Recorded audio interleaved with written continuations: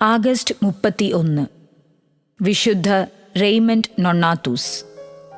സ്പെയിനിലെ കത്തലോണിയയിലെ പോർതെല്ലയിലാണ് റെയ്മണ്ടിൻ്റെ ജനനം. ജന്മം നൽകുന്നതിനു മുൻപ് അമ്മ മരിച്ചു. സ്വാഭാവികമായി ജനിക്കാതെ അമ്മയുടെ ഉദരത്തിൽ നിന്ന് നേരിട്ട് എടുക്കപ്പെട്ടതുകൊണ്ടാണ് റെയ്മണ്ടിന് നൊണ്ണാത്തൂസ് എന്ന പേരുകൂടി ലഭിച്ചത്.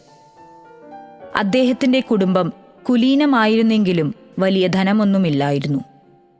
ഭക്തകൃത്യങ്ങളിലും കൃത്യനിർവഹണത്തിലുമായിരുന്നു ബാല്യത്തിൽ പോലും അവൻ്റെ സംതൃപ്തി. പ്രായപൂർത്തി വന്നപ്പോൾ അടിമകളുടെ മോചനത്തിനുള്ള കാരുണ്യമാതാവിൻ്റെ സഭയിൽ അവൻ അംഗമായി ചേർന്നു. സഭാസ്ഥാപകനായ വിശുദ്ധ പീറ്റർ നൊളാസ്കോ തന്നെയാണ് റെയ്മണ്ടിൻ്റെ വ്രതം സ്വീകരിച്ചത്. അവൻ്റെ എളിമയും തീക്ഷ്ണതയും ഇതര സഭാംഗങ്ങളുടെ പ്രശംസയ്ക്ക് കാരണമായി. അധികം വൈകാതെ റെയ്മണ്ടിനെ ആൾജിയേഴ്സിലേക്ക് അടിമകളെ സ്വതന്ത്രരാക്കാൻ അയച്ചു.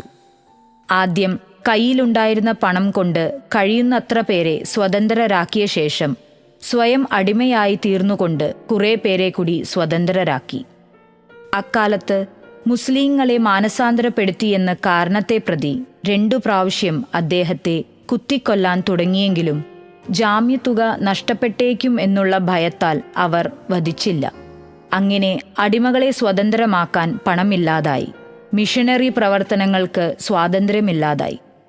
എങ്കിലും അദ്ദേഹം മതപ്രചാരവേലകൾ നിർത്തിയില്ല.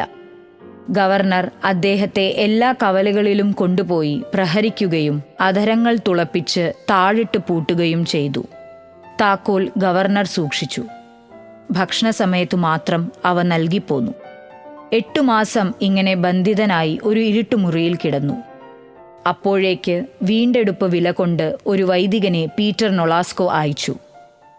രക്തസാക്ഷിയാകാൻ സാധിക്കാത്തതിലുള്ള സങ്കടത്തോടെ അദ്ദേഹം സ്വദേശത്തേക്കു മടങ്ങി. സ്പെയിനിലെത്തിയ ഉടനെ ഗ്രിഗറി 9 മാർപ്പാപ്പ അദ്ദേഹത്തെ കാർഡിനലാക്കി ഉയർത്തി. സ്ഥാനമാറ്റം അദ്ദേഹത്തിൽ യാതൊരു വ്യത്യാസവും വരുത്തിയില്ല. മാർപ്പാപ്പ കാർഡിനൽ റെയ്മണ്ടിനെ സേവനത്തിനായി റോമായിലേക്ക് വിളിച്ചു. അദ്ദേഹം പുറപ്പെടുകയും ചെയ്തു. എന്നാൽ കർഡോണിയിലെത്തിയപ്പോഴേക്കും അദ്ദേഹം രോഗബാധിതനാകുകയും 1740 ആഗസ്റ്റ് 31 36 വയസ്സിൽ ശരീരത്തിൻ്റെ അടിമത്തത്തിൽ നിന്ന് ആത്മാവിനെ സ്വതന്ത്രമാക്കുകയും ചെയ്തു. 1657 അലക്സാണ്ടർ 7 പാപ്പ അദ്ദേഹത്തെ വിശുദ്ധ ഗണത്തിലേക്ക് ഉയർത്തി. വിചിന്തനം. മിച്ചത്തിൽ നിന്നുപോലും ധർമ്മം കൊടുക്കാൻ പലരും മനസ്സില്ലാത്തവരാണ്.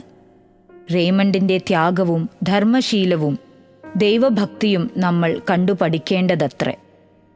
വിശുദ്ധ ജോസഫ് കലസാൻസ് പറയുന്നു, എന്തെങ്കിലും ആശാനിഗ്രഹം ചെയ്യാത്ത ദിവസം നഷ്ടപ്പെട്ടതു തന്നെ.